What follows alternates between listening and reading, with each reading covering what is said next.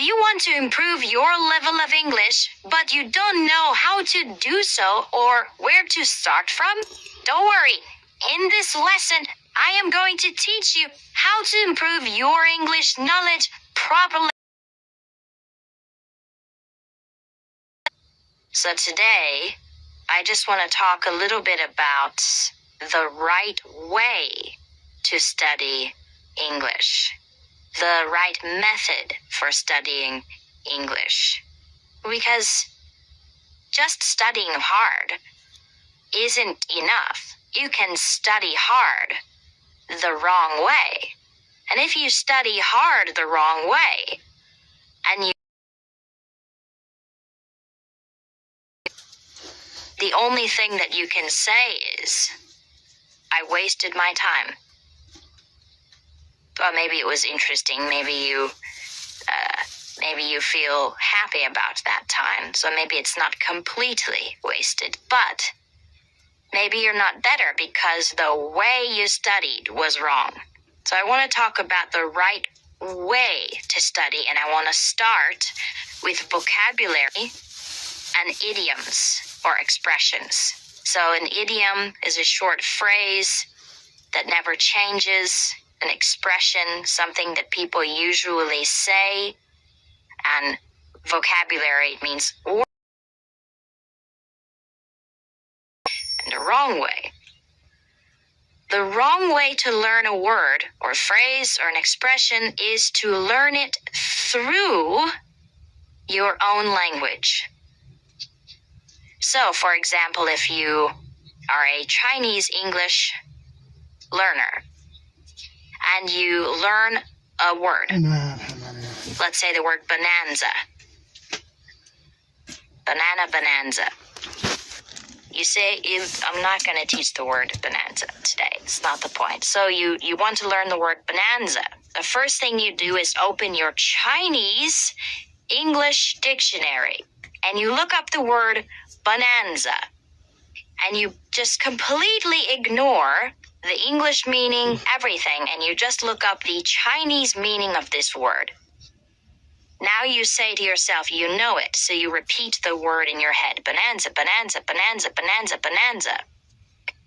But now every time you want to use it in the future, there are some big problems. Problem number 1. You don't know when to use it. You know the meaning of this word in Chinese, but you don't know when to use it. Because not every word that has the right meaning fits in every situation. Right? Sometimes this word means the right thing in this situation, but people don't say it in that situation. So that's the first problem. The second problem is every time you want to use that word, you first need to think in your language, for example, Chinese, and then speak English. And that is wrong because you're working way too hard. You cannot be a fluent English speaker if you're thinking in your own language. That is the meaning of developing or building an English brain. Okay, so here's what you can do. Take your Chinese English dictionary or your Korean English dictionary or whatever it is and throw it into the sea. Light it on fire and then throw it into the sea and watch it float away into the horizon and forget about it. Now, you need to start learning words and phrases and idioms only in English. If you look up a word, read the English meaning. If you want to learn a word, learn the situation that the word fits in. Pay attention to how and when that word or phrase is used. That way, when you want to use it, you know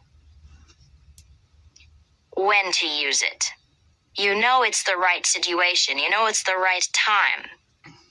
It doesn't sound weird when you use it because you heard it in this kind of situation before.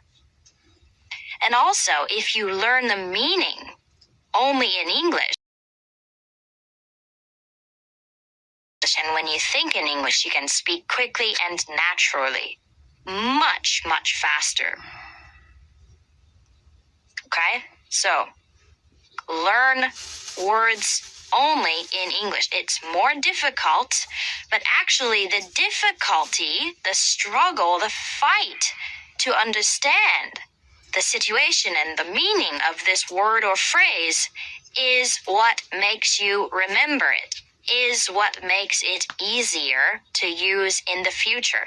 So this fight, this struggle is a good thing. If you just, I got a Chinese meaning, I got it, it's there. No, it's not there. It's not there. It's not there until you know the situation, the context, the social connotations. That means how that word feels in different situations, which is very complicated. So until you know all of those things, you don't understand that word, you don't understand that phrase. Okay? So from now on, only English. Got it? Throw your dictionary into the sea after you light it on fire. All right. Now, I would recommend dictionary.com as a good way to look up words. There are other dictionaries which are good. They can give you examples. A great way to learn new words is to simply read. Pick up a book, an English book, read when you find new words. Look up that word, try to figure out what it means from the context or the situation that it's in. And to get it, you'll be able to think in English. You'll be able to understand when to use it correctly. Okay. The next thing is just a general idea. Everybody knows that if you go to another country and learn that language, you'll be better because you'll be around that all the time. Or you'll be surrounded by that language, and so you have to use it a lot. And so in your studies of English, think of yourself as being in another country. Try to surround yourself with English. Read news in English. Browse the internet in English. As I said, look up words in English. Watch movies in only English without subtitles in your language. Surround yourself with English and more. Imagine you're like a baby. When a baby learns their language for the first time, when a baby first learns a language, they don't learn it from another language. They don't speak baby and then they learn words using baby and they have baby dictionary and translate from baby to their language. No. When they learn a language, they learn it for the first time by figuring out what this is and then learning what it's called. And so you should think of yourself in the same way. Think simply. Don't, why is it this way? It should be this way. It should be this way. It should be this way because this rule and this rule and this rule. Rules are good, but it's a language, and so rules don't always work. Sometimes rules are broken in language. They're often broken in language because language came first, and then rules came to explain the language, kind of. So instead of trying to say it should be, it should be, it should be, it must be, it must be, it must be, it must be, try to relax a little bit. Try to get a feeling for the language. Try to absorb it like a baby absorbs language. Surround yourself with it like you're living in another country, and you will find that you begin to speak more naturally, that you begin to think in English, that you begin to feel comfortable in an English environment. And I promise you, anyone who is a great English speaker thinks in English.